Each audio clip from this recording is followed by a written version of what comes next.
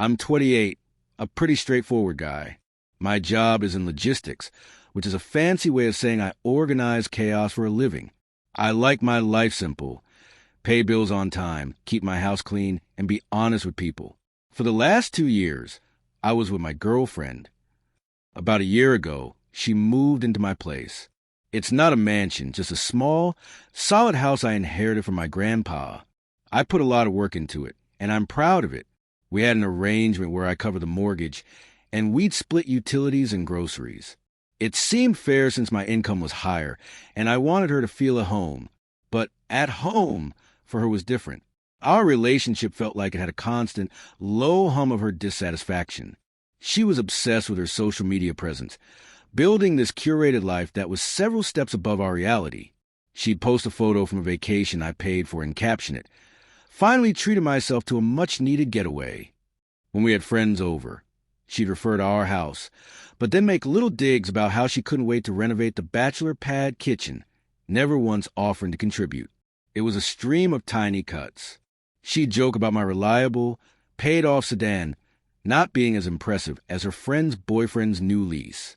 She'd sigh dramatically if I suggested a local pizza place over some trendy new restaurant with microscopic portions and a 3-week wait list. I kept telling myself I was overthinking it. This is just how she is. I'd reason. It's her sense of humor. But I knew that wasn't it. I was convenient. I provided stability, a nice home, and a lifestyle she couldn't afford. Yet in her eyes, I was the one holding her back from something better. The final straw before the actual end happened a few weeks ago. We were out with her parents for their anniversary. I'd booked a nice restaurant, one her father had mentioned wanting to try. The bill came, and I quietly took care of it. On the way out, her mother gushed about what a wonderful son-in-law I would be. Later in the car, my girlfriend was quiet. I asked her what was wrong. She said, "It was just embarrassing. My friend's boyfriend took her whole family to a Michelin star place last month. This was nice, I guess." I had just spent over $400 on a dinner for her family, and her response was that it was embarrassing. I didn't say anything. I just drove. Then came the Tuesday that changed everything. I was on my lunch break at work, scrolling through my phone to decompress. And there it was, a photo of us from a weekend barbecue. We were both smiling. My arm was around her. It looked perfect, but the caption felt like a punch to the chest. "Ugh, why do I always date down? At least he's sweet." I just stared at it. I read it probably 10 times. Date down. She had typed those words, looked at them, and decided to post them for hundreds of people to see. Friends, family, my friends, my family. It wasn't a joke. It wasn't a trend. It was her deepest thought, broadcast for likes. All the little cuts, the embarrassing comments, the subtle entitlement, it all coalesced into a single, sharp point of clarity. This wasn't a partnership. It was a living arrangement where I was a provider, and she was the perpetually unimpressed resident. And you know what? I wasn't even angry. It was just quiet acceptance. The problem had been identified. Now it was time for the logistical solution. I moved my thumb over the heart icon and liked the post. Then I tapped on the comment bubble. A few of her friends had already chimed in with laughing emojis and comments like, "Girl, you deserve a king." I typed my reply, my fingers perfectly steady. "You're right. I am packing your stuff. It's over." I hit post. Then I stood up, walked over to my boss's office, said I had a sudden family emergency, and walked out of the building. I didn't look back. The drive home was eerily calm. No music, just the sound of the engine. My mind was completely clear. I walked in, dropped my keys in the bowl, and went straight to our bedroom. I pulled her 3 designer suitcases down from the top of the closet and laid them open on the bed we had shared. I started with her side of the closet. I didn't just throw her clothes in. I folded every shirt, every pair of jeans, every dress, and stacked them neatly inside. It felt methodical, final. I moved to the bathroom next. I gathered her army of skincare products, her makeup bags, her hair tools. I found a couple of cardboard boxes in the garage and carefully packed them, using her towels as padding.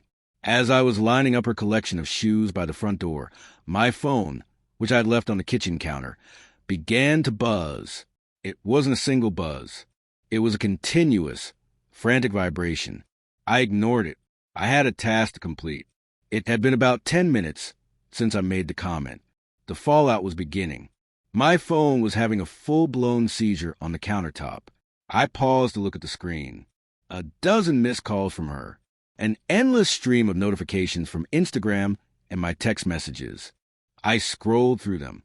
What is that comment supposed to mean? Are you kidding me? This is so humiliating. It was a joke. A stupid trend on social media. You have no sense of humor. You better not be serious. You're being insane and dramatic over caption. Delete the comment. Now! My friends are all asking me what's going on. You made me look like an idiot. Pick up your phone, you coward. I put the phone on silent and went back to work. I cleared the living room of her things. The generic art she bought that clashed with everything. The throw pillows with words like live, laugh, love on them. I was reclaiming my space, piece by piece. As I took down a framed photo of her and her friends on the bookshelf, a call came through from her best friend. I let it go to voicemail. A text followed. Dude, what is going on? She's hysterical. You guys need to talk this out. I didn't respond. This was a negotiation. An hour later, her existence was packed into 3 suitcases and 4 boxes, all lined up like soldiers by the front door. The house was quiet. It felt bigger, cleaner. It felt like mine again. Then I heard a car slam into the driveway, followed by the sound of the front door being thrown open with so much force it banged against the wall. She stood in the doorway, her face pale and streaked with mascara, her phone in a white-knuckled grip. Her eyes shot from my face to the luggage. What have you done? She breathed, her voice a mix of fury and panic. I'm facilitating your desire to stop dating down, I said, my voice even. I was taping up the last box of bathroom stuff. I'm setting you free. Go find someone on your level. Or above it. Just go. It was a joke, she shrieked, stomping her foot like a child. You're going to throw away 2 years because you can't take a joke? No, I said, finally standing up to look at her. I'm ending this because of the truth behind the joke. For 2 years, you've made it clear you think you're settling. You've been disrespectful, ungrateful, and entitled. That caption wasn't the cause. It was a confirmation. So thank you for your honesty. It's refreshing.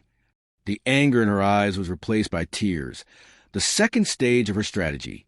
Baby, please, she whispered, walking toward me, her hands outstretched. I love you. You know I do. I was just being stupid. I was trying to be funny for my friends. You know how they are. I took a step back, out of her reach. I don't care. It's done. All your things are here. I pointed to the neat pile. I suggest you call someone to come get you. Your best friend seemed worried. Her face hardened again. The tears vanished as quickly as they'd appeared. Fine. Be like that. But don't come crawling back in a week when you realize how pathetic and empty your life is without me. That's a risk I'm willing to take, I said. Now, please make the call. She glared at me, her whole body trembling with rage. She yanked her phone out of her pocket. You are a monster. No, I said, looking around my peaceful, uncluttered living room. I'm just a guy who finally realizes self-respect is non-negotiable. She stood by the door, furiously dialing numbers. She tried a few friends, her voice getting higher and more frantic with each call. They're all busy, she finally spat out, as if it were my fault. Then she dialed her parents. I leaned against the kitchen counter and listened to her tearful, one-sided performance. He's kicking me out. No, for no reason. He's throwing all my stuff on the lawn. She was building a narrative, painting herself as the victim. When she hung up, she looked at me with a smirk of triumph. My parents are coming. They want to talk to you. You're going to have to explain your insane behavior to my father. I just shrugged. Okay, I'll be here. The smirk vanished. She expected me to be intimidated. She still didn't get that I was done playing the game. As we waited in a thick, hostile silence, I decided to do one last bit of due diligence. A thought had been nagging me. We had a joint credit card. It was my account, but she was an authorized user for shared costs. A few weeks ago, She'd made a comment about being totally broke, but then showed up with a new designer handbag she claimed her sister had given her. Something didn't add up. I opened my banking app. I scrolled to the credit card statement and started looking through the last 6 months of transactions. My stomach tightened. There were the usual charges for groceries, gas, dinners we'd shared. But then I saw it. A flood of charges from high-end boutiques. A $600 charge from a spa resort. A series of cash advances from an ATM near her old apartment. And a recurring monthly payment to a name I didn't recognize. The total was sickening.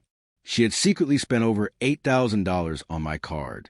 It wasn't just disrespect. It was theft. The dating down comment was pure projection. She was living a champagne lifestyle on my beer budget and had the audacity to see me as the anchor weighing her down. The calm I felt hardened into something colder, sharper. This was no longer just a breakup. This was a severing.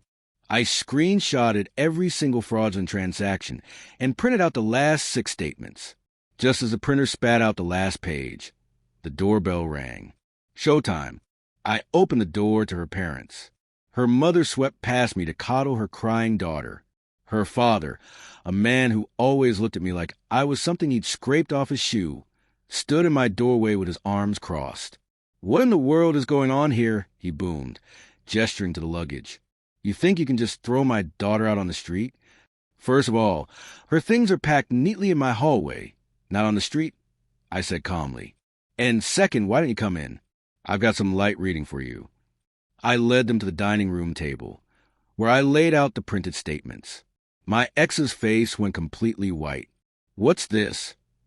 her father asked, his tone softening with confusion. "This," I said, tapping the papers, "is the reason she's leaving. This is an itemized list of the $8,000 worth of clothing, spa days, and cash advances your daughter has charged my credit card without my knowledge over the past 6 months." I picked up one page. "See this charge for a handbag? This is the one she told me her sister bought her. And this weekend at a spa, she told me her friends treated her for her birthday." I looked directly at her. "You're not just a liar, you're a thief." Her mother gasped. Her father stared at the statements, his face turning a dark shade of red. "It was a mistake," my ex cried out. "I was going to pay you back. You make plenty of money. It's not a big deal. It became a big deal when you decided to publicly call me a downgrade while secretly funding your fake lifestyle with my money," I said flatly. The room fell silent. Her father looked from the papers to his daughter, and I could see the entitled outrage drain from his face, replaced by cold, hard reality. "This is a family matter," he mumbled, trying to regain control. "It became my matter when she committed fraud using my account." I countered. "And it became your matter when you showed up at my house to defend her. So here's the deal. You take her, her things, and her debt, and you get out of my house right now. If not, my next call is to the police to file a report." The air in the room went still. The threat wasn't loud, but it was absolute. Her father, a man who cared deeply about appearances, stared at me. He was processing potential fallout. Police reports, lawyers, the sheer embarrassment of it all. The Protective Father Act crumbled, revealing the pragmatic businessman underneath. "Let's not be ridiculous," he said, his voice now quiet and strained. "There's no need for that." "You're right, there isn't," I agreed. "So I suggest you start loading her things into your car." Her mother, finally finding her voice, shot me a venomous look. "After all the kindness we've shown you, we welcomed you into our family." "Welcome me?" I almost laughed. "You mean the times you joked about my logistics job being for people who couldn't cut it in the corporate world? Or when you asked if my car was all I could afford? Your kindness felt a lot like condescension. So, no, I don't think I owe you anything." That hit its mark. They had nothing left. They were defenders of a thief who had been caught red-handed.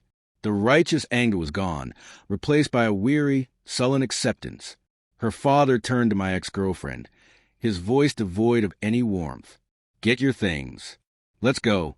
It was a pathetic sight. My ex, who had stormed in an hour earlier full of rage and indignation, was now silently carrying her boxes to her parents' luxury SUV. Her parents did most of the work, their movement stiff and angry, They didn't speak to each other. The performance was well and truly over. When the last suitcase was loaded, her father walked back to my front door. He wouldn't look me in the eye. "She will pay you back," he said, the words tasting like ash in his mouth. "Honestly, I don't care if I ever see a dime," I said. "Consider a fee for services rendered, the service of getting her out of my life. Just make sure I never hear from any of you again." He gave a short, sharp nod and walked away. I watched the SUV pull out of my driveway and disappear down the street. I closed the door, and the click of the deadbolt locking was the sweetest sound I'd ever heard. I walked through the house, which felt impossibly large and quiet. I changed the Wi-Fi password. I deleted her fingerprint from my phone's security. I removed her from my Netflix profile. I systematically erased the last 2 years of my life. It wasn't sad. It was liberating. The caption wasn't an insult. It was a diagnosis. She had revealed her true character, and for the first time, I was willing to see it. Sometimes you have to date down to realize how much you need to level up your own standards.